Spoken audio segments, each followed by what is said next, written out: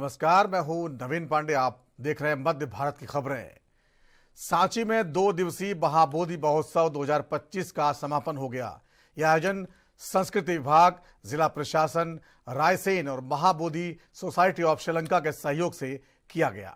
कार्यक्रम में श्रीलंका के कलाकारों ने लोक नृत्य और गीतों के माध्यम से अपनी संस्कृति का प्रदर्शन किया। इसके अलावा कवि सम्मेलन में प्रमुख कवियों ने अपनी रचनाओं का पाठ किया। प्रधानमंत्री नरेंद्र मोदी ने इस महोत्सव के लिए शुभकामनाएं दी और भगवान बुद्ध के संदेश को आधुनिक विश्व की जरूरत बता दिया।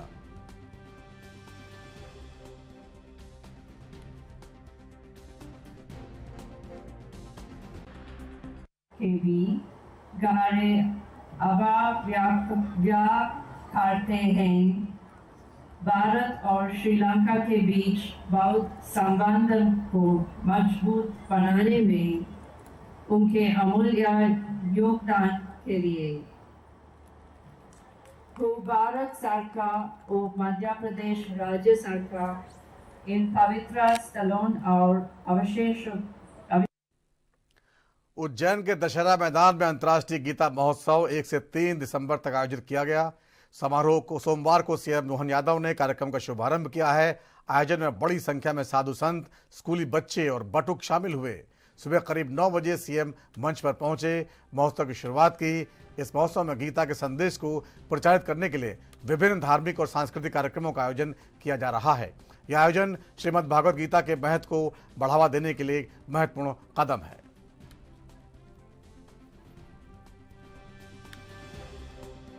आज गीता जयंती का ये जो अद्भुत अवसर है और ये बात सही है कि गत वर्ष गीता जयंती पर इसी लाल परेड ग्राउंड पर भोपाल में आजादी के बाद पहली बार 3500 विद्यार्थियों ने एक साथ गीता पाठ करके वो अद्भुत रिकॉर्ड बनाया था। और आज 3 लाख पूरे प्रदेश के 55 जिलों में 10 संभाग में प्रत्येक विकास खंड स्तर पर ये पवित्र गीता के 15वें अध्याय का सस्वर पाठ करना, ये वाकई हमारे लिए इस भगवान की, खास करके मध्य प्रदेश के साथ भगवान कृष्ण ने कंस को मारने के बाद जो पराक्रम किया, लेकिन शिक्षा की प्राधान्यता रखी। 5000 साल पहले भी हमारा समाज इस बात को लेके चलता है कि विद्यार्थी अपने विद्या अध्ययन काल के बाद सच में वो अपना जीवन पूरा करता है। जन्म से उसकी जीवन की जो शिक्षा की जो अधूरापन है वो गुरुकुल, स्कूल, विश्वविद्यालय में आकर के वो परिपूर्ण होता है। ऐसे में आचार्य सांदीपनि ऋषिवर के संपर्क में आने के बाद भगवान ने 64 कला, 14 विद्या, सारे पुराण, चारों वेद, जिस प्रकार से इन सारी लीलाओं की, सारी कलाओं की उन्हें शिक्षा ग्रहण की। और हमने सबने देखा कि अगर कल्पना करें केवल भगवान कृष्ण का परशुराम जी के साथ उनको जब सुदर्शन चक्र मिला, उसके पहले उनको आचार्य सांदीपनि आश्रम में आकर के गरीब और अमीर की मित्रता का ये उस काल। और मुख्यमंत्री डॉक्टर मोहन यादव ने आज अंतर्राष्ट्रीय गीता महोत्सव का भव्य शुभारंभ करने के बाद बताया कि प्रदेश भर में 3 लाख से अधिक श्रद्धालु श्रीमद् भगवत गीता के 15वें अध्याय का सामूहिक सस्वर पाठ कर रहे हैं।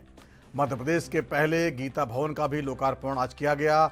महोत्सव 1 से 4 दिसंबर तक राज्य स्तरीय आयोजन के रूप में मनाया जा रहा है। इसमें सांस्कृतिक कार्यक्रम और नृत्य नाट्य का मंचन भी हो रहा है। गीता महोत्सव में प्रदेश भर में उत्साह और आस्था का माहौल है।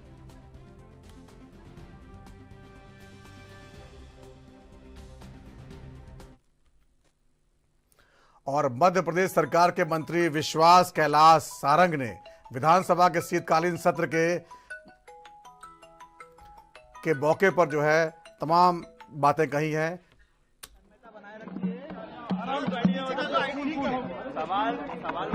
आप विगत 2 वर्षों से कांग्रेस, जिसको इस प्रदेश की जनता ने विपक्ष में रहकर अपनी आवाज उठाने का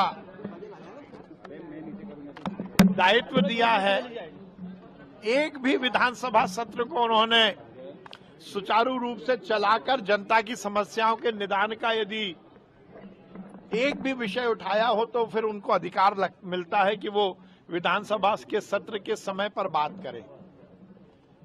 केवल अपनी फोटो अपॉर्चुनिटी के लिए, केवल विवाद और हंगामा करके फोटो की सुर्खियां प्रेस की और पेपर की सुर्खियां बटोरने के लिए कांग्रेस ने इस विधानसभा के मंच का दुरुपयोग करने की कोशिश की है।